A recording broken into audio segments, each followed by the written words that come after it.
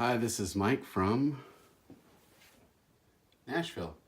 I thought I'd just do a video here on the Gretsch Guitars, or Gretsch Guitars, and tell you about my experience and what I know, and a little bit about them. And here we go. So these are Gretsch Guitars, and these are the Japanese. These particular models are made in Japan. And you have different levels of Gretsch. You have the Electromatics, which are more economy style, made in China, Korea, maybe Indonesia now.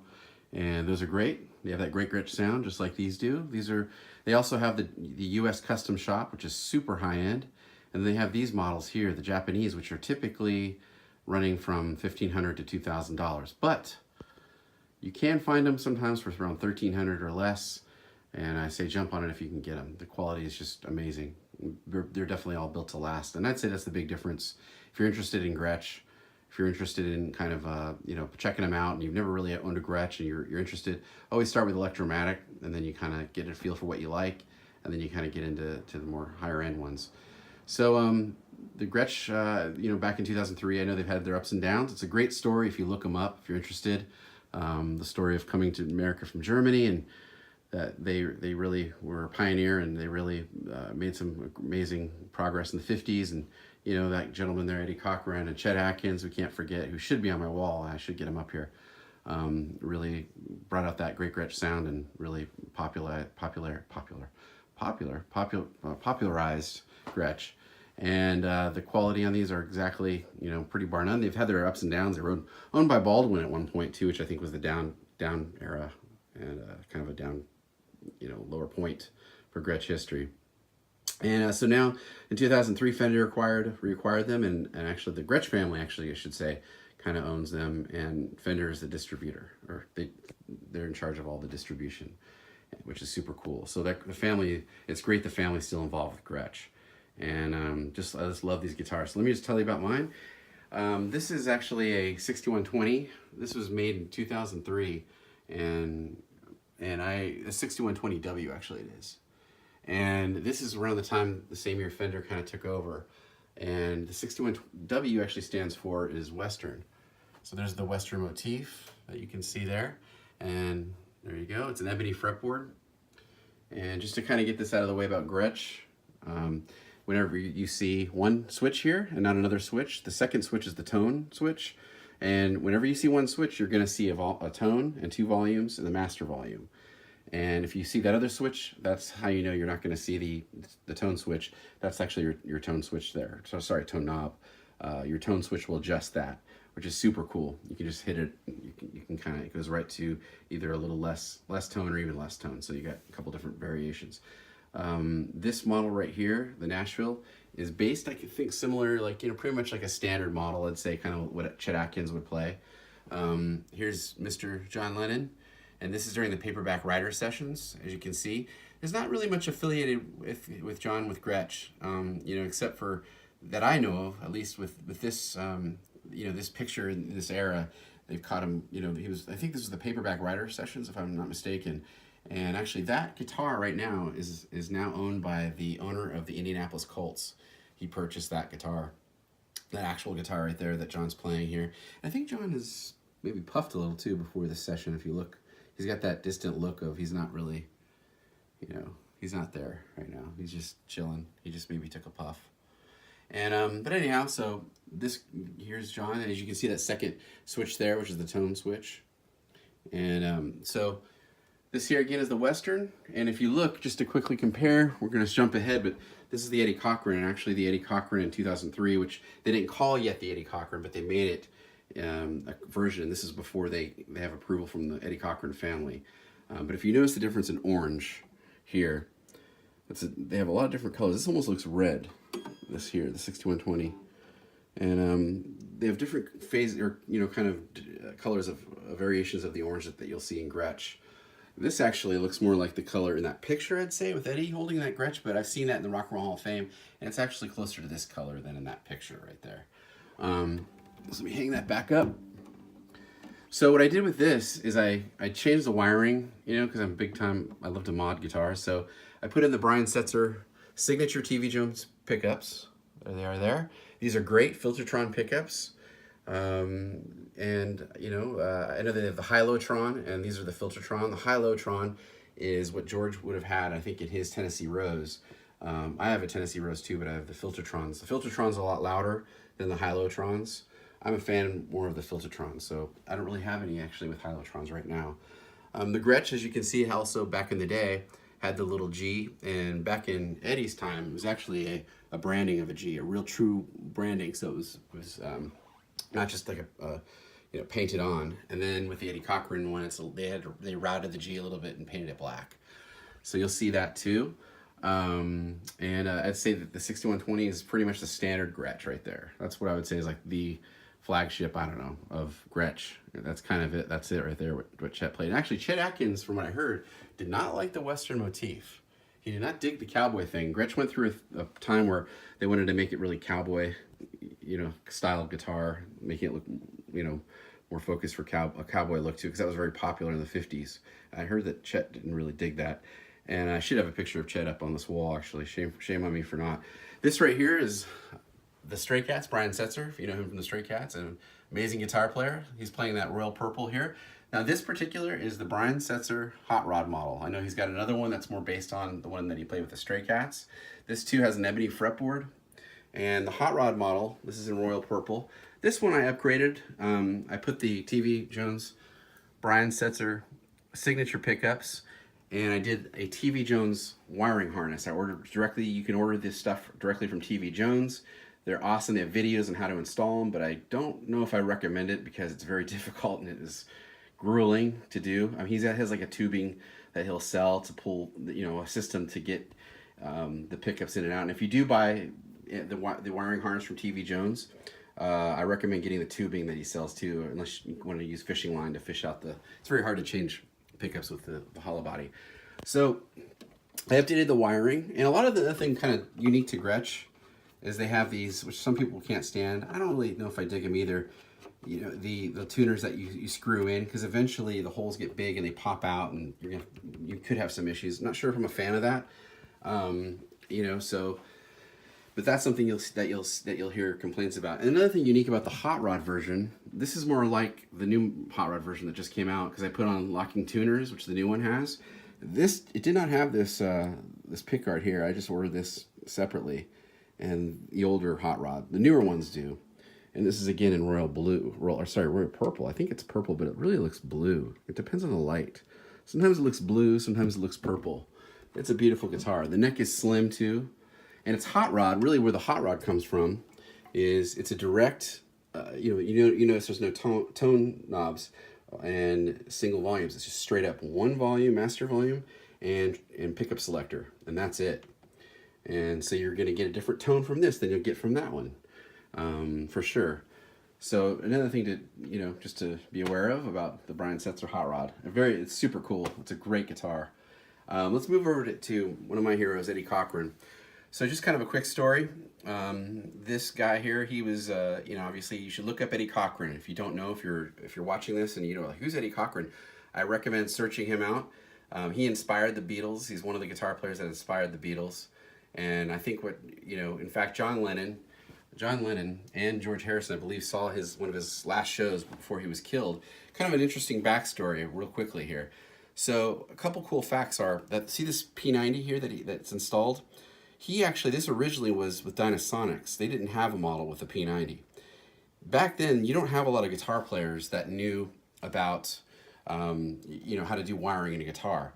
He actually took it upon himself and did that. He modded his guitar on his own. And you can tell by looking at the pickguard, it's kind of foggy, that pickguard, because that was originally a gold pickguard, just as this one is. And he scraped the back of it to make it clear so you can kind of see, so it looked a little clear. Not quite as clear as this that they have on this model, but he scraped the back of it, giving it kind of a clear look. Interesting enough. And you can see his floating bridge there. And then, so Ed, just a quick story, too late now, but so when he was in England, he was in England with Gene Vincent, and they were on a tour together, and he kept telling his girlfriend, he kept having dreams that he was going to die. He was extremely traumatized by the loss of Buddy Holly, Big Bopper, and Richie Valens, that just recently passed away before he was in England. So he was terrified to fly. and just really had kept having a premonition he was going to die. And so when he was in England so they were driving down south, and he was with his girlfriend, and he was sitting in the middle, and this guitar you're looking at was actually in the trunk, and Gene Vincent was to his right. And and another interesting fact, is the name of the driver was George Martin, who actually was driving the car, but not the George Martin, producer of the Beatles. He just happened to be by the name of George Martin. So George Martin, the driver, not the same George Martin, Beatles producer, was driving pretty fast. And Eddie said, "Sir, I think you're going a little too fast." And what happened was then the driver lost control, and Eddie saved his girlfriend by covering her up. And they were in this terrible accident. He flew from the car and was killed. I think he died actually not on impact, but a couple days later in the hospital. Sorry to be down about that. And this guitar is actually was in the trunk, and a policeman found it and gave it to the family a couple days later. And now that guitar, guess where it hangs? The Rock and Roll Hall of Fame, and it's hanging right next to Buddy Holly's suit. So kind of a weird turn of events there. Now that guitar, what he was so worried about dying, and like Buddy, now that guitar, he died, and that guitar is now hanging next to Buddy's suit in the Rock and Roll Hall of Fame. This model here of the Eddie Cochran, right here, you can see me, I'm using my iPhone. The Eddie Cochran model here was made before the family approved. So they didn't call it the Eddie Cochran model. I think they call it the EC model, actually. Or no, 1957 is what they called it. And you have the P90 here, the Dynasonic, and you have the Gretsch logo. So it was made to be in the likeness of Eddie's. And you can see they did like a little bit of the Western motif.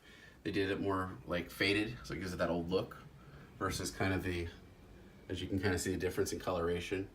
And actually this Dynasonic, I actually just, another backstory is that's a custom wound from Seymour Duncan that I ordered directly from them, because the one this came with I didn't like. There's something wrong with the pickup, believe it or not.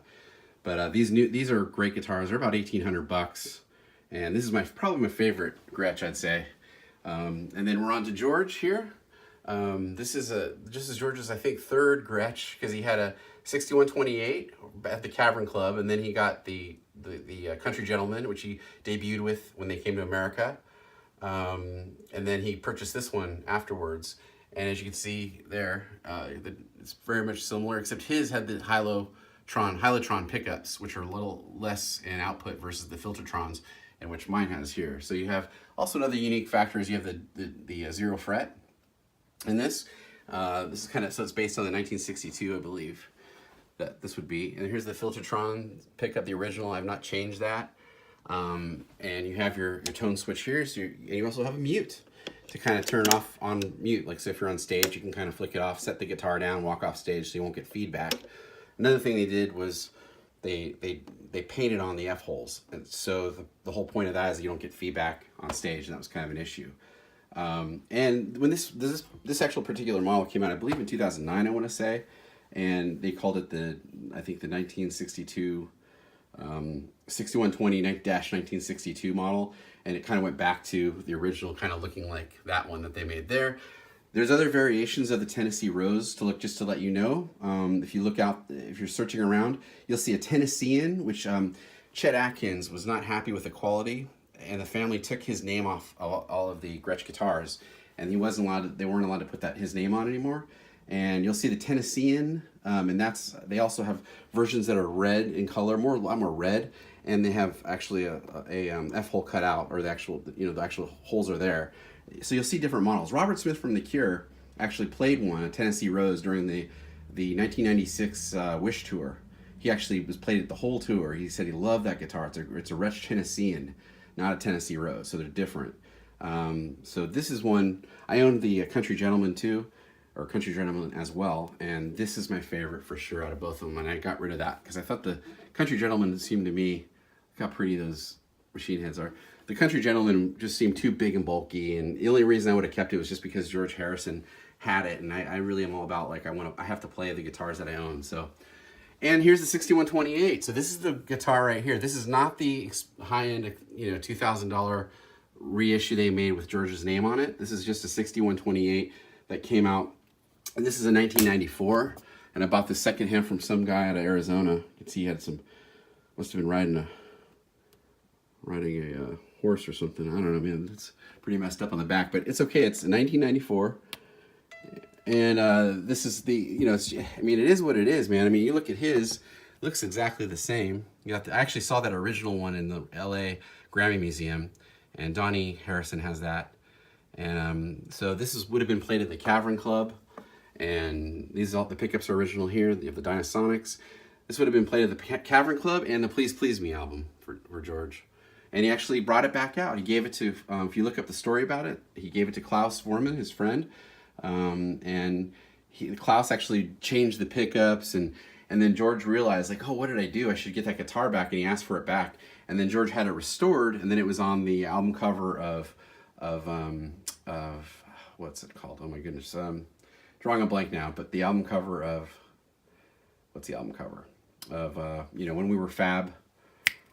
It'll come to me in a second. I swear I know the name of the album. Anyway, but when one of his last albums, and he had the song When We Were Fab, and I got My Mind Set on You may have been on that album too. It's gonna come to me in a minute. Cloud 9 or Number 9 or no Cloud. Why am I drawing a blank? Anyway, let's move on. So you can comment on the bottom what album it was. I swear I know, but for some reason now I'm doing this video and I forget. So this is another unique one here. This came out a couple of years ago. If you notice, the writing is a little different there with the logo. It's more accurate to the 50s, 56 model, I believe. 50. I'm making that up. So they had a 50s model, and this is a red sparkle that came out also with the Dynasonics here. And this is super cool. I love this guitar. Look how beautiful that is. Just a beautiful guitar if you look at it. And of course, there's its friend here, the green sparkle. These are both very different, by the way. And you can see the script writing here too, how it looks different. But they both sound completely different, really. The Dynasonics, I always like to say the Dynasonics kind of, I don't know how I could describe it. I really don't know how to describe it properly, but they do definitely, there's clarity in these pickups, and but there is a difference when you do side by side. I think that I would say the Filtertrons have more of a, they're more versatile than the Dynasonics, my opinion. And so let's go to this one here. This is the green sparkle here, and this is the original Filtertron pickups. As you can see, we have the tone switch here, so you're not going to see a tone knob, just the 2 volumes, a master volume.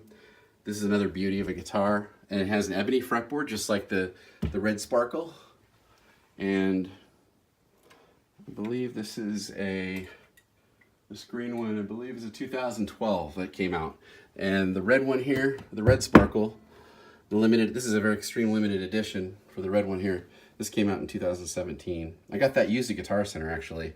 It was a lot less, and I just swooped it up, and I'm glad I did, because I normally definitely can't afford that now. So yeah, so that's kind of it for my Gretsches. And again, you know, what's really unique about this one, all of these Gretsches, like you'll notice, you know, the tone switch, but they still sound different. I mean, obviously the wood's different, and they're all going to sound different, but this one's really amazing here. This one I got used, I think, for like $1,300, I believe. A guy, I purchased it for around $1,300. And I'm so glad I did, because this one really, when you play it, man, you get a lot of different tone out of this. Clean, dirty, with overdrive, whatever. This is absolutely probably, out of these two, I lean towards this one as far as more, a lot more different tones you can get, or versus this one here. But this is a great guitar. The Filtertrons, again, Filtertron pickups, and the green sparkle. So it has that flashy kind of look to it. So that's kind of it. This was a long video, but you know, please, that's kind of about my Gretsch collection there. And you know, I would say that if you're interested in Gretsch, go for Electromatic first, start there, and then kind of work your way around, see what you like, and then you'll get addicted. Anyway, so well, thank you for watching, and please subscribe, and please comment. I want to hear your comments and love to hear your feedback. I'd love to get discussions going, especially if anyone knows much about Gretsch, you know, that can, you know, start a discussion. If you have questions, I'll definitely try to answer them for you under the comments. And thanks for watching.